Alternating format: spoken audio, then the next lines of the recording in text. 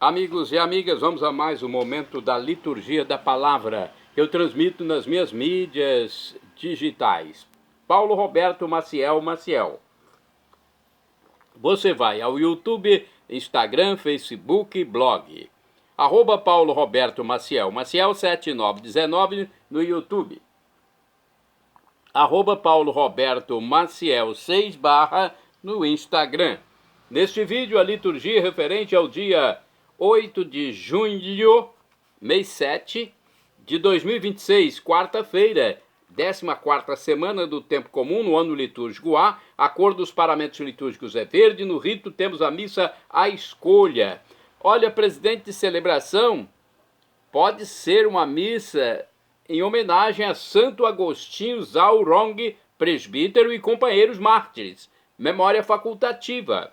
Neste caso, a cor é vermelha, porque eles derramaram sangue por Jesus. A primeira leitura é a leitura da profecia de Oséias, capítulo 10, versículos do 1º ao 3º, 7º ao 8º e 12. Israel era uma vinha exuberante e dava frutos para o seu consumo. Na medida de sua produção, erguia os numerosos altares. Na medida da fertilidade da terra, embelezava seus ídolos. Com o coração dividido, deve agora receber castigo. O Senhor mesmo derrubará os altares, destruirá os seus simulacros. Destruirá os seus simulacros. De certo dirão agora: não temos rei, não temos medo do Senhor. Que poderá o rei fazer por nós? Samaria está liquidada, seu rei vai flutuando como palha em cima da água. Será desmantelada a idolatria dos lugares altos, pecado de Israel. Ali crescerão espinhos e abrolhos sobre seus altares. Então se dirá aos montes: cobri-nos, e às colinas: caí sobre nós. Semeai justiça entre vós e colherás amor. Desbravai uma roça nova. É tempo de procurar o Senhor até que ele venha e derrame a justiça em vós.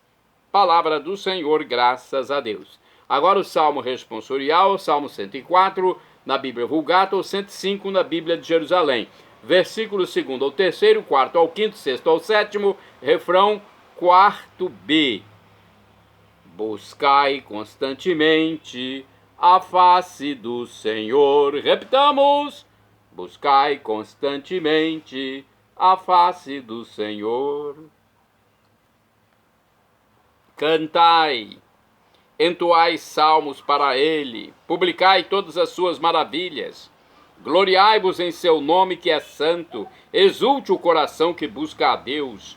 Buscai constantemente a face do Senhor. Procurai o Senhor Deus e seu poder. Buscai constantemente a sua face. Lembrai as maravilhas que ele fez, seus prodígios e as palavras de seus lábios. Buscai constantemente a face do Senhor. Descendentes de Abraão, seu servidor, e filhos de Jacó, seu escolhido, ele mesmo, o Senhor é nosso Deus. Vigoram suas leis em toda a terra. Buscai constantemente a face do Senhor. Repitamos: buscai constantemente a face do Senhor. Vamos agora ao Evangelho. Vamos aclamar e depois proclamar o Evangelho de São Mateus, capítulo 10, versículos do 1º ao 7º.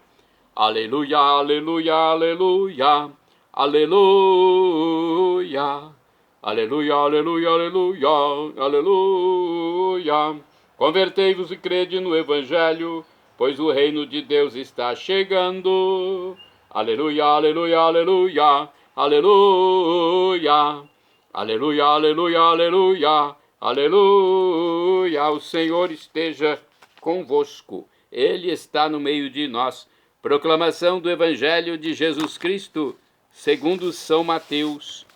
Glória a vós, Senhor. Naquele tempo, Jesus chamou os 12 discípulos e deu-lhes poder de expulsar os espíritos maus e de curar todo tipo de doença e enfermidade. Estes são os nomes dos 12 apóstolos. Primeiro, Simão, chamado Pedro, e André, seu irmão. Tiago, filho de Zebedeu, e seu irmão João. Filipe e Bartolomeu. Tomé e Mateus, o cobrador de impostos. Tiago, filho de Alfeu, e Tadeu. Simão, o Zelota, e Judas Iscariotes, que foi o traidor de Jesus. Jesus enviou estes 12 com as seguintes recomendações: não deveis ir aonde moram os pagãos, nem entrar nas cidades dos samaritanos. Ide antes as ovelhas perdidas da casa de Israel. Em vosso caminho anunciai: o reino dos céus está próximo. Palavra da salvação. Glória a vós, Senhor. Pelo sinal da Santa Cruz, purificai, Senhor, minha mente, meus lábios e meu coração para acolher vossa palavra e que ela produza bons frutos na minha vida. Aqui na revista Deus Conosco está escrito sobre as leituras. Jesus envia os discípulos em missão. Os cristãos são igreja e ela nos orienta em seus legítimos pastores, no compromisso batismal de anunciar o Evangelho de Cristo. Vivendo em comunhão, o reino de Deus torna-se vivo e presente no mundo. Mesmo que haja fraquezas, não podemos perder de vista a confiança de Cristo em depositar nos apóstolos e em nós hoje a ardorosa e sublime missão de anunciar o Evangelho. É o que estamos fazendo aqui nas minhas mídias. Podemos traduzir assim a mensagem confiada aos 12. A salvação chegou. Eles anunciavam uma realidade já presente, o poder de Deus que age em Jesus para salvar. Nós vivemos esse tempo de salvação, essa oportunidade que o Senhor nos oferece. Vamos reconhecer que precisamos dessa salvação, vamos mudar o nosso modo de pensar e de agir, aceitando um jeito novo de viver. Assim, certamente, experimentaremos maior paz e liberdade. Temos outras explicações aqui no livro Dia a Dia com o Evangelho. Vamos ver qual é a informação sobre Mateus capítulo 10, versículos do 1º ao 7º. Constatada a necessidade de trabalhadores para a colheita, Jesus constitui o grupo dos 12, aos quais dá o nome de apóstolos, isto é, enviados em missão. São homens de origem e culturas diferentes, temperamentos e tendências políticas variadas. Jesus reúne os apóstolos e os mantém perto de si para os instruir. No momento oportuno, os envia às ovelhas perdidas por causa dos maus pastores, conforme Jeremias anunciava. Meu povo era um rebanho perdido. Jeremias capítulo 50, versículo 6. Dá-lhes a tarefa de libertar integralmente as pessoas, por isso lhes confere o poder de expulsar demônios e curar toda doença e toda enfermidade. Qual é o núcleo da pregação que Jesus lhes propõe? Anunciem que o reino dos céus está próximo, ou seja, o reinado de Deus está ao alcance de todos, desde que se abram para o acolher. No livro Palavra e Vida também temos uma explicação para Mateus capítulo 10, versículos do 1º ao 7º. Nossa cultura não acredita em demônios, todavia, curiosamente, basta abrir os olhos para nos encontrarmos com a realidade desse mal. Diante dele nos sentimos impotentes, domina-nos, controla-nos a vida e nos leva a fazer o que não queremos. Por isso, hoje continua sendo preciso que Jesus chame muitos pelo nome, para que expulsem os espíritos imundos que nos afundam na miséria da violência, da inveja, da ira ou da cobiça, e que nos curem dos vírus do egoísmo e do ódio que que nos corroem por dentro?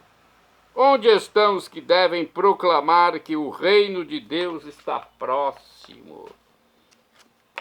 Uma belíssima reflexão, né? E agora, vamos aos santos, porque os santos cumpriram o que Jesus pediu. Os santos anunciaram o evangelho e até morreram por Jesus no anúncio do evangelho. Vamos a Santo Agostinho Zaurong, presbítero e companheiros mártires. Eles são do dia 8 de julho. Morreram entre 1648 e 1930. Sob esta epígrafe, o martirológio romano reúne 120 sacerdotes e leigos mortos na China, em diversas épocas e lugares, por ódio à fé cristã. Conforme o site do Vaticano, a explicação é essa. O primeiro anúncio do evangelho na China tem origens muito remotas. Parece que também São Tomé, um dos 12 apóstolos de Jesus, foi até lá em sua obra de evangelização. Contudo, segundo os primeiros testemunhos fidedignos, a chegada do cristianismo à China através da Síria ocorreu apenas no século V. No entanto, na época moderna, muito se deve à Companhia de Jesus, que enviou seus missionários jesuítas, como Mateus Ricci, que desembarcaram em Macau em 1582. No início, a nova região gozava de certa liberdade de culto. Com o edito do imperador em 1692, foi possível a profissão de fé e a pregação livre no âmbito do império. Porém, a situação não durou muito. Agostinho Zaurong nasceu em Queixou em 1746, no seio de uma família pagã. Aos 20 anos, alistou-se no exército imperial e aos 26, como carcereiro de Wuchuan, ficou encarregado de manter os cristãos presos após a perseguição imperial desencadeada em 1772. Precisamente ali aconteceu algo de extraordinário. Procurava cada vez mais ouvir os sacerdotes que não deixavam de anunciar o evangelho nem durante a sua detenção. Assim, quase sem perceber, converteu-se ao cristianismo. Olha o que aconteceu. Ele foi conversando com aqueles cristãos e converteu-se. Ao ser batizado em 28 de agosto, recebeu o nome de Agostinho. A seguir, pôs-se a serviço dos missionários, ficando encarregado de batizar as crianças que estavam morrendo de fome por causa da escassez. Olha a situação da China, hein? Ao concluir os estudos teológicos necessários, foi ordenado sacerdote em 1781. Agostinho tornou-se um grande pregador, capaz de comover até as lágrimas com suas pregações sobre a paixão de Jesus, obtendo muitas conversões. Depois foi enviado a Yunnan para evangelizar os aborígenes, os indígenas. Infelizmente, na China, em 1815, os cristãos voltaram a ser perseguidos. Agostinho, reconhecido como sacerdote, foi preso e submetido a torturas até ao martírio. Mas ele não foi o primeiro, pois aonde o cristianismo chegava logo também o martírio. Com efeito, Padre Francisco Fernandes de Capillas, dominicano assassinado por ódio à fé em 1648, é considerado o proto-mártir da China, o primeiro mártir da China. A mesma sorte coube a muitos outros entre 1648 e 1930. Eles foram assassinados, mais ou menos no número de 120 cristãos, dos quais 87 nascidos e criados na China. Outros eram, sobretudo, religiosos em missão, por ocasião do grande jubileu do ano 2000 e da canonização de Santo Agostinho Zaurong. São João Paulo II acrescentou todos os mártires chineses numa única causa. Olha que coisa bonita, hein? Para homenagear os mártires chineses, foram colocados numa única causa, embora beatificados em momentos diferentes. Todos foram testemunhas corajosas do Evangelho de Cristo Jesus, que o anunciaram com palavras e a vida até ao extremo sacrifício. Santo Agostinho Zaurong e companheiros mártires, rogai por mim, rogai por nós. Santa Áquila e Santa Priscila, aliás, Santo Áquila. Áquila é um nome masculino. Vamos de novo então, Santo Áquila e Santa Priscila, do século I, rogai por nós, são santos do dia 8 de julho. Eles são do século I e são citados por São Paulo nas suas cartas. Foram colaboradores do apóstolo São Paulo. Estes santos esposos o acolhiam em sua casa e arriscaram suas vidas para defender o apóstolo dos gentios, São Paulo. São Procópio de Cesareia é santo do dia 8 de julho, foi mártir, morreu em 303, foi decapitado no tempo do imperador Diocleciano. Santa Landrada é do dia 8 de julho, ela foi uma abadesa, morreu em 690, foi abadesa do mosteiro de Montsersbiersen, na Bélgica. São Quiliano é santo do dia 8 de julho, foi bispo e mártir do século VII. Nascido na Irlanda, partiu como missionário para Baviera, na Alemanha, onde converteu a duquesa de Würzburg. Foi cruelmente assassinado por observar diligentemente os costumes cristãos. São Disibodo é do dia 8 de julho. Foi um eremita do século VII. Foi um eremita ao qual se juntaram vários discípulos, levando-o a fundar um mosteiro às margens do rio Nahe, na Alemanha. Santo Adriano III é do dia 8 de julho. Foi papa e morreu em 885. Empenhou-se em reconciliar a igreja de Constantinopla com a de Roma. Faleceu de enfermidade durante uma viagem nas proximidades de Módena, na Itália. Santo Adriano III, rogai por mim, rogai por nós junto a Deus. Bem-aventurado do dia 8 de julho é o beato Eugênio III. Foi papa e morreu em 1153. Foi um monge cisterciense e discípulo de São Bernardo. Após ter governado o mosteiro dos Santos Vicente e Anastácio, foi eleito papa. Bem-aventurado do dia 8 de julho é o beato Mâncio Araki. Mártir, morreu em 1626, foi encarcerado em Omura, no Japão, por ter dado refúgio em sua casa ao sacerdote Francisco Pacheco. Morreu no cárcere. Beato Mâncio Araki e beato Eugênio III, rogai por mim, rogai por nós. Shalom Adonai é uma expressão hebraica que significa a paz de Deus, é o que eu desejo para todos vocês. El Shaddai, também do hebraico, significa Deus onipotente, Deus todo-poderoso. Ele proverá aquilo que você deseja, se for para o seu bem. O professor e escritor de mais de 100 livros da Igreja Católica Apostólica Romana, Felipe Rinaldo Queiroz de Aquino, em seu canal no YouTube, onde responde as nossas dúvidas, diz que Deus pode nos dar uma dessas 3 respostas quando pedimos algo, hein? Sim, não ou espere. Eu já esperei muitas coisas de Deus e às vezes não tive resposta. Mas já recebi também muitos sims. Quantos sims eu recebi de Deus? E recebi nãos também. Até nosso pai, nossa mãe aqui na terra dá um não para nós, que somos filhos, quando vê que é o melhor. Imagine Deus, que é onisciente, onipotente, onipresente.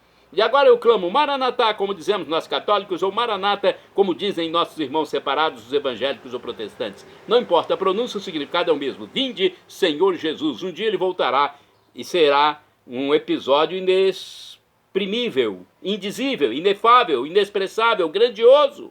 Não cabe em nossas palavras o juízo final, quando Jesus reunirá toda a humanidade, 8 bilhões de pessoas. Não haverá mais esse tempo e espaço como existe hoje.